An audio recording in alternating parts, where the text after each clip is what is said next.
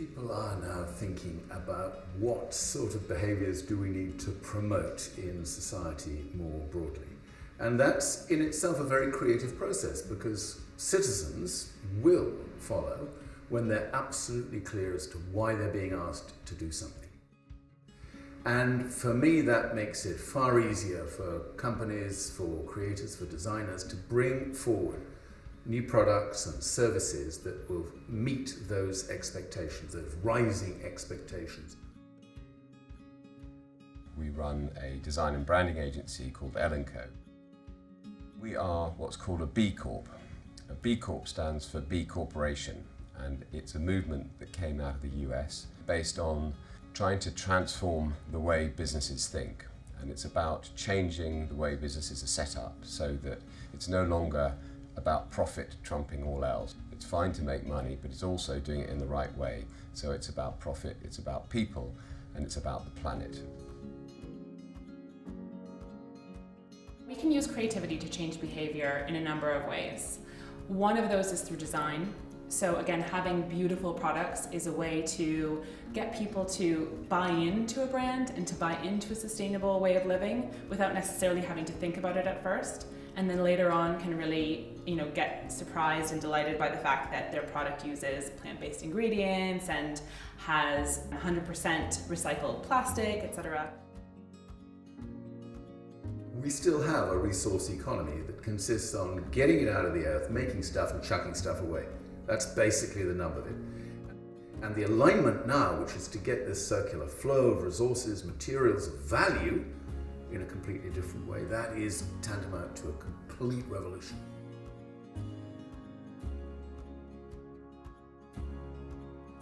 So I think one of the ways that we can change the education system is to inspire young people to take on creative challenges that are around climate issues and around the circular economy. And the organisation that we support and work with very closely is Creative Conscience.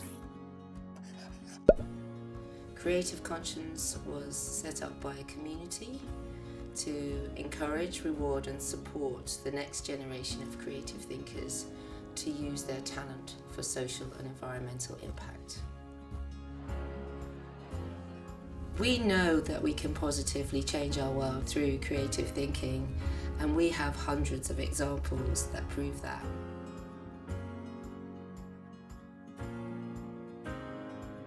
My name's Lily Dryden and I'm a graphic designer. Me and my creative partner, Georgia Lashley, started looking at video games and how there's such a big audience of people there that could really listen to what you had to say. And then we found an issue such as climate change and we brought the two together. We created a short film. We also then created sort of content to bring out to a protest, such as banners that all entwine together to raise awareness for climate change.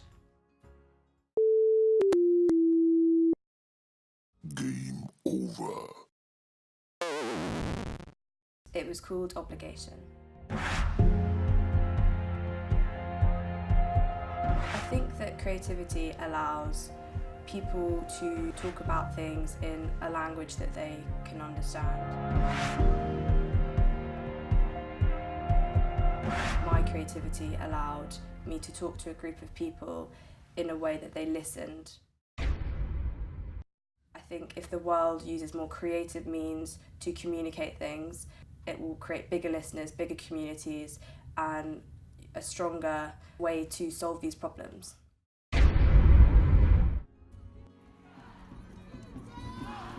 We, towards the end of the project, had this sort of sense of empowerment.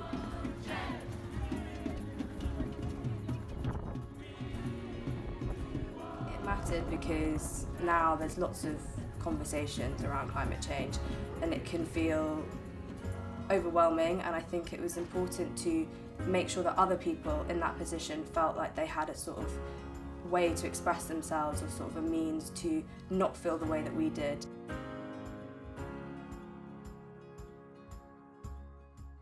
My name is Ian Lewis. I am a graphic designer and creative. I work sort of in the film and animation industry. So my creative partner and I, who's called George Warren, made a short film in the summer last year called Yuki. The film follows an Inuit and his dog and their sort of relationship and their struggle after the devastating oil spillage. The Alaskan spillage sort of takes reference from an Exxon spillage that happened in 1989, I think it was. And when we made the film, we wanted to sort of draw as much sort of reference and influence from that event to try and bring some truth from the past, but also put our own spin on it.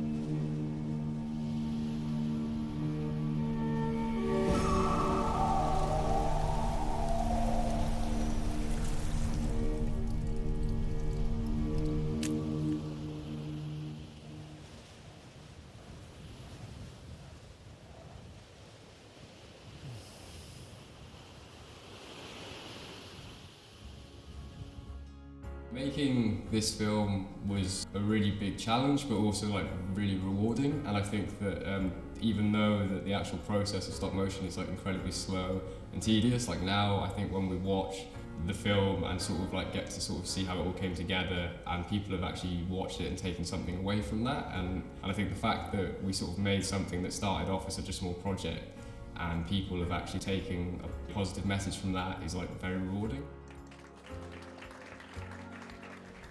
Making an environmental impactful film made both myself and George feel quite empowered, and I think the idea that people can watch it and actually take something away from that is like a really important part of our creative output. Creative Conscience has inspired thousands of young people from all around the world to use their talent to create change. We've had thousands and thousands of projects over the years from over 65 nationalities.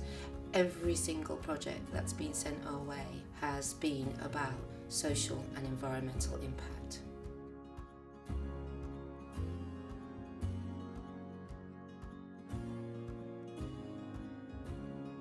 Ecover, we have a motto that's kind of progress, not perfection, and I think that really helps. So, for example, we've recently launched a new product that uses waste from the brewery industry as an input into our washing up liquid. We found that the fastest growing product is non-alcoholic beer. So what we do is we use the leftover alcohol as an ingredient in the product.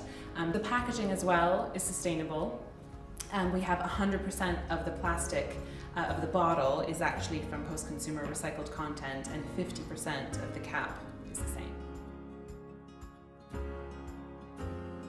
So an example of how design can create positive change around the circular economy, we have just taken on a project which we launched in September at the UN Climate Change Conference.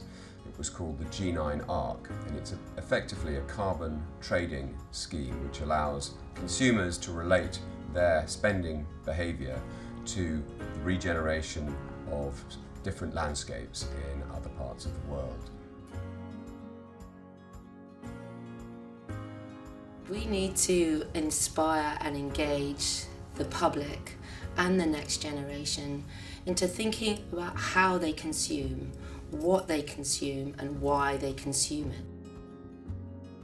We've got a broken system, but if we get people to understand that they have a choice in what they buy, how much they buy, and get them to actually question whether they need what they buy, then we can change the way that we are currently moving.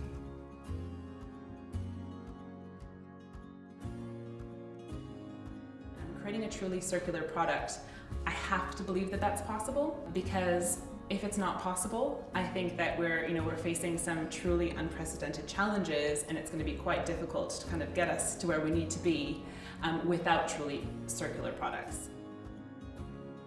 I don't like romanticizing this. A lot of behavior change will only come about because people are going to be made to do stuff. Sorry, it's not a fashionable thing to say. But if we leave it all to people voluntarily to find their own sort of long-winded way to a more sustainable pattern of consumption, it could easily be too late. So do what we can to work with consumer interests, but be prepared to intervene in those markets to change behaviour by legislation. So how can B corporations help with the climate crisis? Well, I think businesses have to take the lead. I think we've seen over the last few years that change is not going to come from governments, and it's going to come from the people who have the money, and the people who have the money are corporations. And I think it's time for businesses to step up and take responsibility. And they have the power, they have the means, and they can make the choices to do things differently. And I think that's really what the B Corp movement is about. It's about changing the way we work. We believe that individualism is destroying our societies and, worse still, our planet.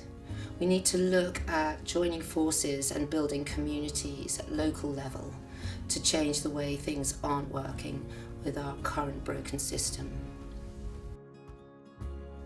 It's interesting for me that everybody talks about the private sector being the element that will make the circular economy come about. I don't really subscribe to that. I think it's governments. Governments can regulate to stop the bad stuff. They can incentivize things to make the good stuff happen. They can set standards for appliances, for buildings, for materials. They create the envelope in which all designers and creative people can then make their way in the circular, sustainable economy. Without governments, you can forget it.